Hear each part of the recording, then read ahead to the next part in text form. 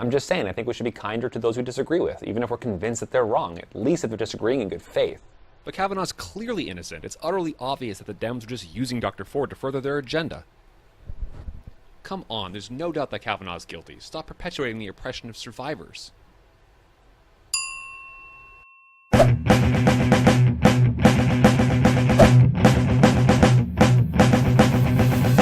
In my last video, I argued that unless the answer to a question is blindingly clear, we shouldn't assume that the person we're disagreeing with is deeply misinformed, stupid, or intentionally evil.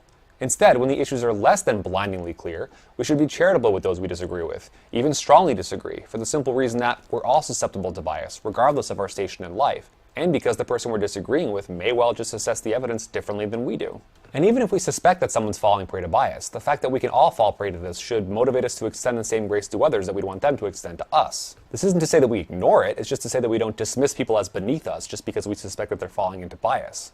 My last video is my most popular video so far, by far. It was the first to spark various ongoing debates on Facebook where some of my friends posted it, often not anticipating that it would cause this kind of controversy. While folks closer to the center tended to resonate with the universal call to intellectual empathy, many people closer to the extremes took serious issue with the video, in some cases for exactly parallel reasons. Personally, I think this is telling. A universal call to charity is most likely to offend those that are most entrenched in their positions, for the simple reason that they're the ones who have the hardest time getting in the mindset of people who disagree with them. An important clarification here. I don't mean to equate extreme views with unreasonable views. Although I think the truth often is somewhere in the middle, there's no a priori guarantee that it'll be somewhere in the middle rather than on the extremes.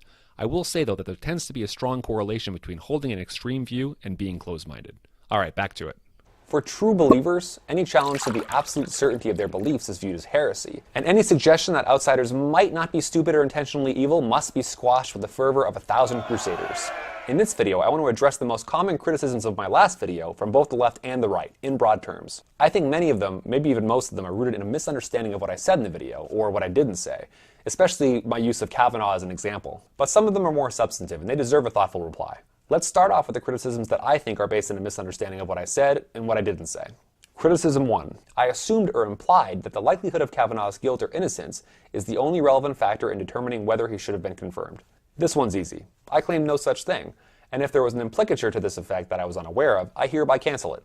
Whether Kavanaugh should have been confirmed depends on a number of things, including his guilt or innocence, how confident we have to be in someone's character to put him on the court, how he conducted himself in the hearings, how the different political players will respond to his rejection or confirmation, a whole host of things. I was simply using the case of the evidence regarding Kavanaugh's guilt or innocence, and that alone, as an example of moralized disagreement.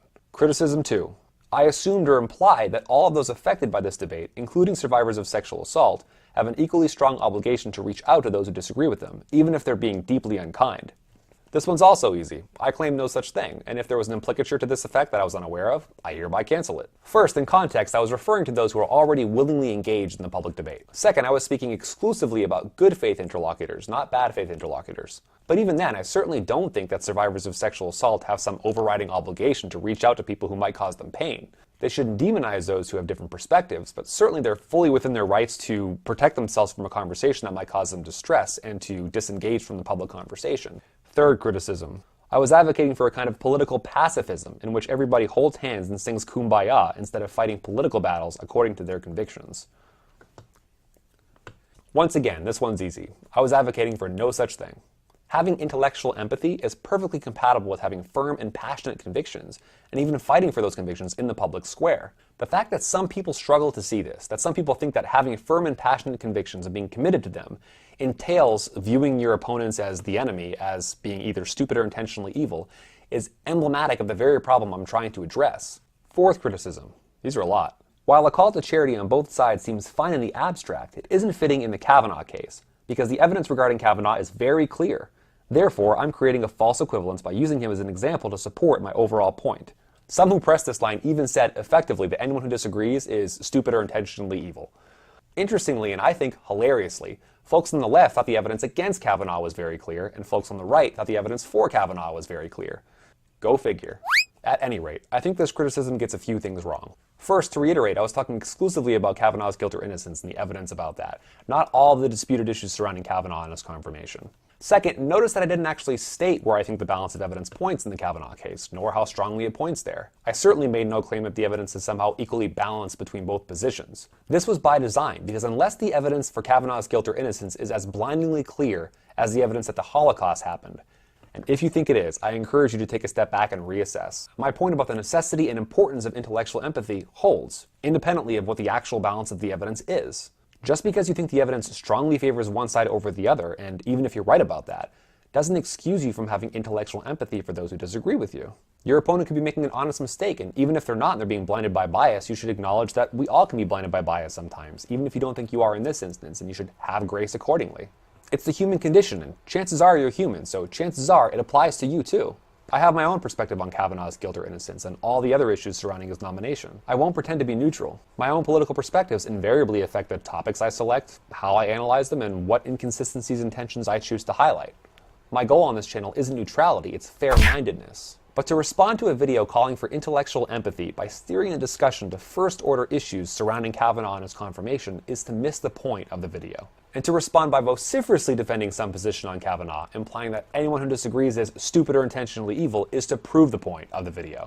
The final criticism I'll address is the most substantive. It's a criticism of my more narrow claim that those with power and those without power are equally susceptible to bias. It goes something like this. While it's true that everyone can be susceptible to bias, we're more likely to take privileged narratives for granted because they're the dominant narratives in society.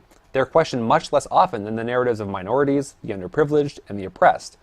Accordingly, we should subject the narratives of privileged people to more careful criticism than the narratives of non-privileged people. I think there's some truth to this criticism. By definition, dominant narratives get the most play in our culture and are subjected to the least amount of criticism. We need to be mindful of this and resist assuming that the privileged position is the correct one just because it's often the default position. However, I don't think it follows that privileged people are more likely to be biased than non-privileged people. This is especially so given that non-privileged people often form identity-based groups, and the ties between people in these groups are often stronger than their ties to the broader culture. Indeed, these groups are often defined by their defiance of the broader culture, and they have their own set of norms and internal pressures, which are often stronger than the pressures of the broader culture. There are groups based on race, sex, economic class, sexual orientation, religion, political ideology, you name it. Wherever there are group interests and group pressures. And wherever there are group interests and pressures, there's the potential for bias. In my view, this holds as much for non-privileged groups as it does for privileged groups. Alright, that's my first objections and replies video. If you liked it, leave a comment below. If you have more objections and would like more replies, leave a comment below. I'd like the discussion to be ongoing.